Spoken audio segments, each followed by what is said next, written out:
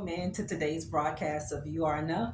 And I'm your host, Prophetess Nikki. In today's video, you have to understand that people are completely delusional. I mean, completely delusional. You don't need anybody's approval. I want you to stop telling yourself that you can't succeed without a certain person. I don't want you to ever think that, well, again, another day in your life, if I don't have this person, I can't succeed. If I don't live in this place, I can't succeed. If I don't have this income, I can't succeed. If I don't live in this geographical location, I can't succeed. You can do anything you put your mind to do. If you tell yourself you can make it, you're gonna make it. If you keep telling yourself that you can't make it, you're not going to be able to make it. You have broke the camel's back. You have broke the neck of your enemies. You have your foot on the enemy's neck because you have broken curses. You have freed yourself from shackles. You freed yourself from bondages. You have to be proud of who you are. You have to understand you can make it. People are delusional. People looked at you and they prejudged you for where you were. This is one of the biggest mistakes in the world that people make. When they see people at a low point, they make a huge mistake and prejudge that person thinking that this person will stay there. You're not going to stay there. See, God does all of that because God is going to use this as a testimony, because God wants people to remember you when. Listen, this is a good thing. See, you got to see God in everything, and you got to understand why God is allowing the things that He is allowing. He's doing it so that other people can have hope. You're going to give people a reason of hope. You're going to give people a reason to hold on to God and to hold on to their faith. People have been delusional where you were concerned because, family, they just thought without a shadow of a doubt that you were down for the count. You were knocked out. You weren't going to come back from it. You weren't going to bounce back from it. You would never live out your dream. You would never live out your purpose. People thought you were just talking just to be heard. They were completely delusional. People thought you was just talking big, that you weren't implementing. See, people didn't see you behind closed doors. People didn't see you working. They didn't see it. All they saw you was what you looked like. People remember you when you were in a low place, and they would judge you for being in that low place. When they see you at a low moment in your life, they'll say, you're not going to make it. You might as well give up. No, you might as well keep pushing it. No, you might as well keep going.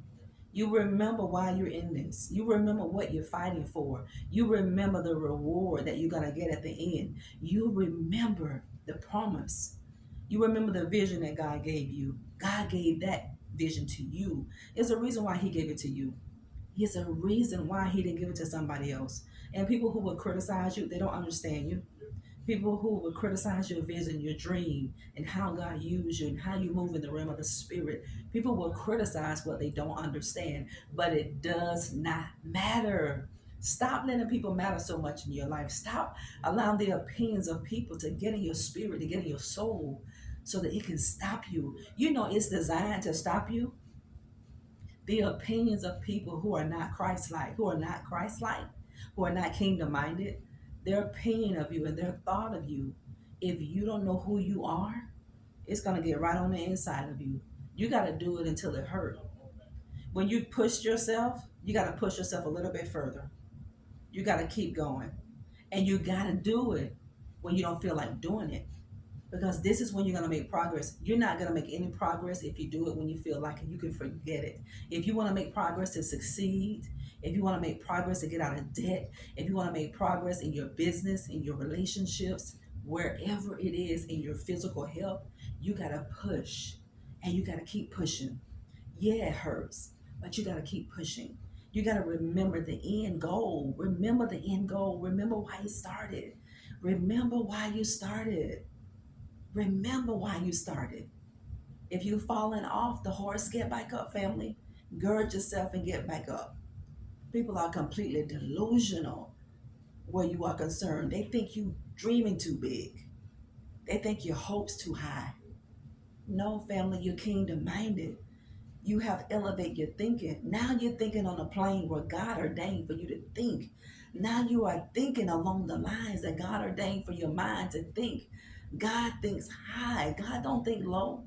There is no poverty in heaven. There's no recession in heaven. You mean to tell me God is not powerful enough to bring you finances, to pay your debt, to pay your bills? God is bigger than your bills. I want you to see God bigger. I want you to stop believing God if you believe in Him just to pay for your necessities in your home. I want you to pray and ask God to show you creative ideas, give you witty inventions, because you are going to help other people. You are going to be blessed to be a blessing, and you're going to be fought.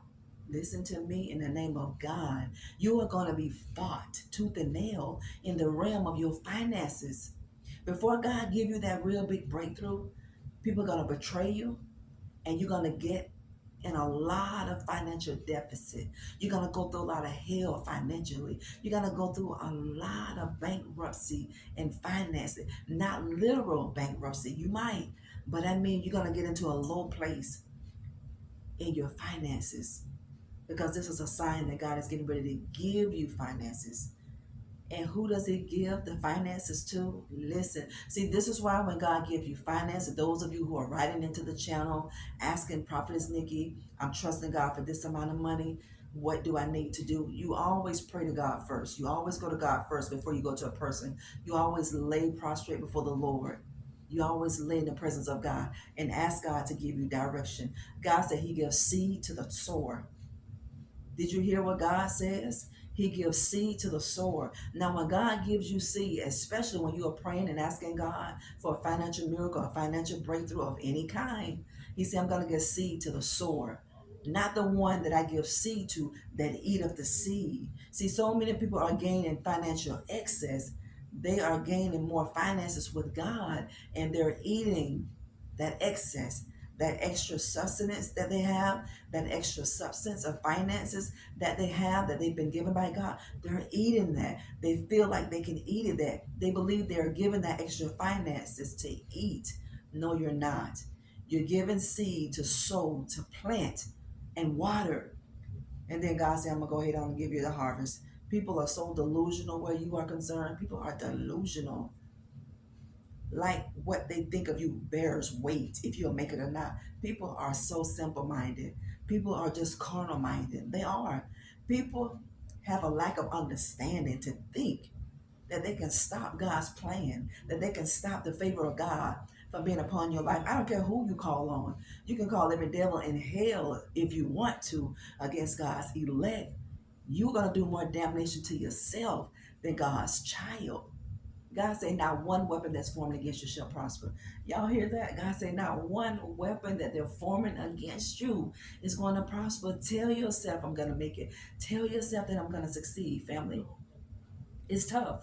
That's why a low percentage of people succeed and a lot of people don't make it, because people aren't willing to put the work in. You're going to be criticized when people see you sacrificing, when people see you staying home, building your business, not going out, not hanging out, not going to dinners, and not doing your little mall errands with your friends. When people see you not doing that, when people see that you're making a decision, a logical, conscious decision, a wise decision to plan for your future, oh my goodness, you're going to be so criticized. But let them criticize you, family. Nobody cares, because they're not blocking anything. They're not stopping anything. People can't stop you. They can't block you. They can't. It's how you think.